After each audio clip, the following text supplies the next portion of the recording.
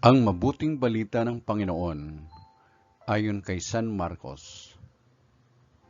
Papuri sa iyo, Panginoon. Noong panahong iyon, si Jesus ay nagtungo sa sariling bayan, kasama ang kanyang mga alagad. Pagdating ng araw ng pamamahinga, nagturo siya sa sinagoga. Nagtaka ang maraming nakarinig sa kanya at nagtanong, saan niya nakuha ang lahat ng iyan? Anong karunungan itong pinagkaloob sa kanya? Paano siya nakagagawa ng mga kababalaghan?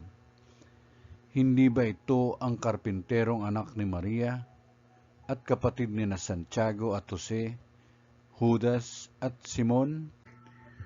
Dito nakatira ang kanyang mga kapatid na babae, hindi ba?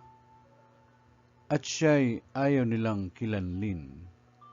Kaya't sinabi ni Jesus sa kanila, ang propeta'y iginagalang ng lahat, liban lamang ng kanyang mga kababayan, mga kamag-anak at mga kasambahay. Hindi siya nakagawa ng anumang kababalaghan doon, maliban sa pagpapatong ng kanyang kamay sa ilang may sakit upang pagalingin ang mga ito. Nagtaka siya sapagkat hindi sila sumampalataya at nilibot ni Jesus ang mga nayon sa paligid upang magturo. Ang mabuting balita ng Panginoon. Pinupuri ka namin, Panginoong Kristo.